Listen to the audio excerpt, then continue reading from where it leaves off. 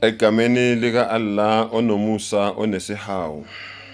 Ngicela uAllah umdala weinsuku, umenzi wethu sonke, umenzi wento zonke, umvela kuqala, ungikhona, angivikele kusathane ongathandwa. Ake ngutshela isiminya. Ake ngutshela iqiniso, wena obuka le video le. Ngo-1825, that was 200 years ago. Kunabantu okwakukhulunywa ngabo kuthiwa hal tuhissu minhum min ahadin aw tasma'u lahum rikza. Ingabe kukhona yini osakuzwa ngabo? Ngo-1825 kukhulunywa ngabantu ababephila ngo-1625. Kuthiwa kukhona yini oyedwa wabo osazwela ngaye noma osakuzwa ngaye, noma ikhona yini into eyodwa enisayizwa ngabo noma nisababona yini? Kukhulunywa ngo-1825, kukhulunywa ngabantu ababephila ngo-1625. That was 200 years ago.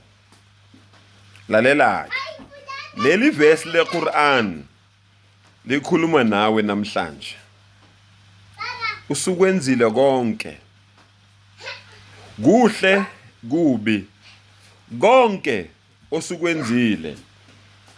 Lalela mntana sekhaya, njoba ku-2025 manje,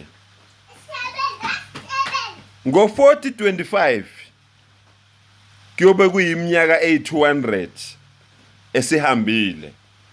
Angithi 2025 lo, ngo-4025 kuyobe kuyiminyaka ewu-200 esihambile. Bese uhlanganisa neminyaka yakho okuyo manje. Njengoba ngilanda nje amashumi ayisithupha omnyaka, kusho ukuthi kuyobe ku-200 plus naleyo minyaka yami leyo. Ngo-4025, that same verse esikhuluma ngayo manje ngabantu baka-1825, kuyobe kukhulunywa nga-same verse kukhulunywa ngami nawe. Ukuthi kukhona yini okusezwakala ngathi, kukhona yini oyedwa wethu osabonakala ephila emhlabeni. Isiminya-ke, iqiniso-ke leli ngikutshela lona, uyathanda awuthandi. Uma ngabe kuzokwenzeka ukuthi ngaleso sikhathi wena ngo-4025 usaphila, kuyobe kukhulunywa umlando ngawe. Kuthiwa bhekani kunomuntu osaphila kodwa osebonakala esengathi umkhovu, ngoba uyobe usuwumqhiliba, usuwumdodovu, usuwumjendevu wesaguga, into esihudulwa ngesikhumba, into ethi mangabe uthi uthatha irazor uthi uyasika kungaphumi igazi, into esithi mayikhuluma imambu awusezwakala ukuthi uthini. Sekukhulunywa ngawo umlando kuthiwa wena wawuphila wena ngo-2025. Uma ngabe uyobe usaphila, zilungiseleleke mfowethu, zilungiseleleke dadewethu, siyahamba kulomhlaba. Basho njalo abeSuthu bari riba fit molifatsing le. Siyahamba kulomhlaba, sithanda singathandi. Ngiyaphinda futhi, okwenzayo wazi ukuthi ngelinye ilanga kuyobe kukulandela. Okwenzayo kuhle kubi, ngelinye ilanga kuyobe kukulandela.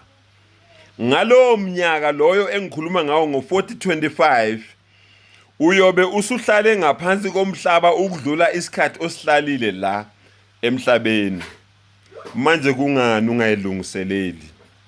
Kungani ungenzi kahle? Kungani ungaphili kahle nabafowenu nodadewenu? Kungani ungaphilisani kahle nomakhelwane? Kungani ungaphilisani kahle nabantu osebenza nabo? Kungani ungaphilisani kahle nabantu obaphethe? Usesikhundleni wena kodwa namhlanje udakwe isikhundla. Ungcono umuntu odakwa utshala ngoba uba soba ngelinye ilanga. Umuntu odakwe isikhundla uba inkinga ngoba udakwa iminyaka yakhe yonke until azehliswe kuleso sikhundla leso. sengathi umdala angasipha amandla, asivula amehlo, asibonise bafowethu siyahamba kulomhlaba. Kwenze konke okwenzayo, kuhle kubi uwo waziyo ukuthi wena wenzani kumanje, wena uplanani kumanje. Kodwa ngelinye ilanga 4025 uyobe ungaphansi komhlaba ukudlula isikhathi esiphilile emhlabeni. Wa akhiru da'wana anilhamdulillahi rabbil alamin.